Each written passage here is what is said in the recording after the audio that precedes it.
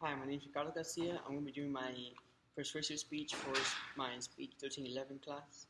I'm going to start off by saying sorry for any noise in the background. I'm doing my persuasive speech over here at San Diego High School, my school, so please don't mind the noise. I'm going to start off by saying what my speech is more or less about. I'm comparing two articles and which one is better.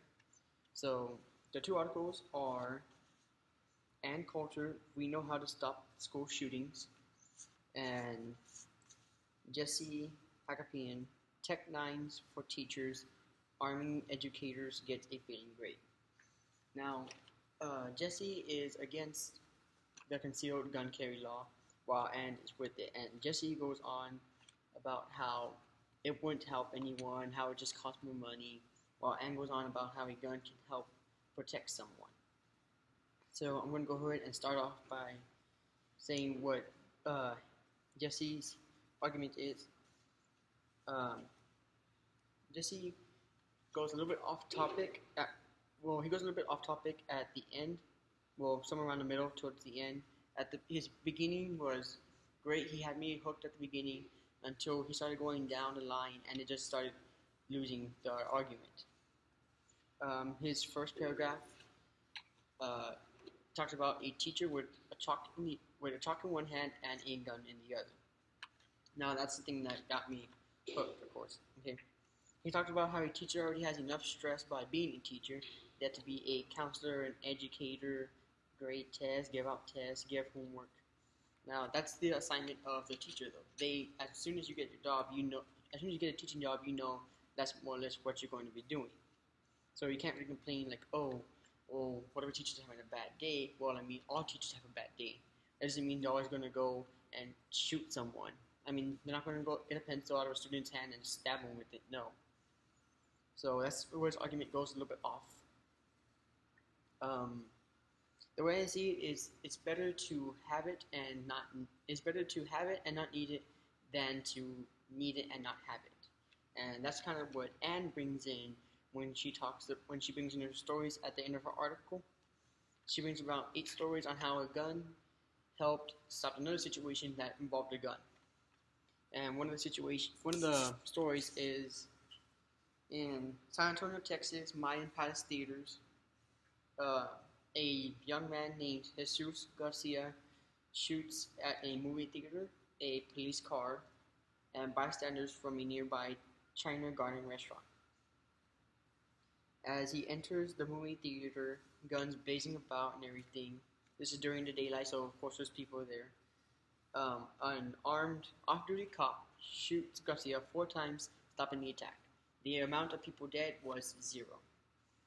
Now that's the thing. That's the one thing that made me talk about Anne's story and agree with her, because she brings in how a gun was shooting people, yes, harming people. It wasn't so much the gun harming people, but the person using the gun to harm people. And an off-duty cop, which, good job, has a gun and stops him. So that's a situation where a gun stops somebody else from using the gun to harm people.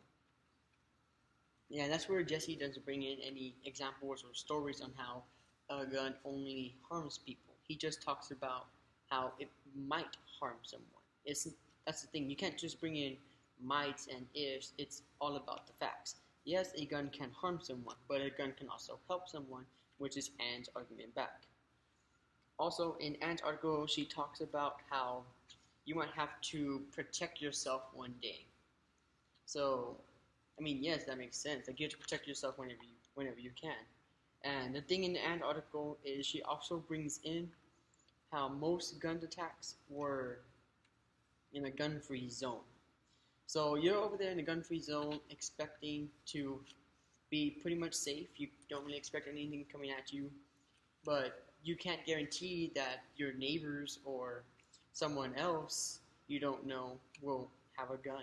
I mean, you can't check everyone. Yes, you can, but that'd be kind of weird and it'd take too long.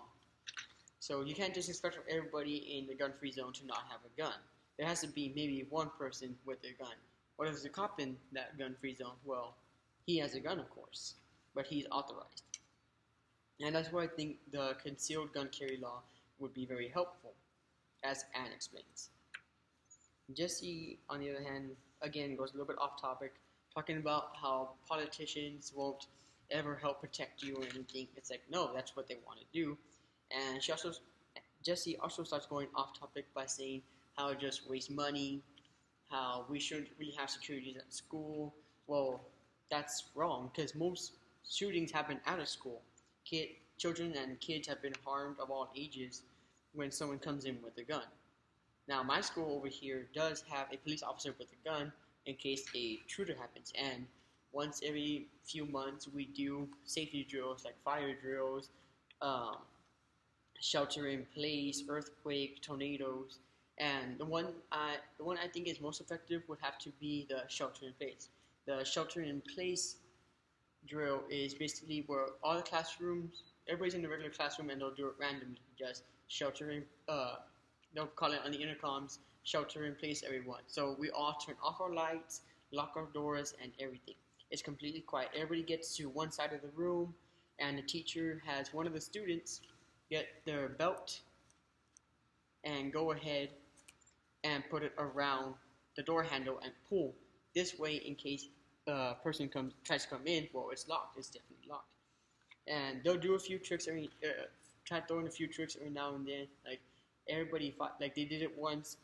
Shelter in place. Then 2 minutes later, while we were still in shelter in place, they said fire drill, and most of the classrooms got out thinking, oh, okay, the shelter in place is over with.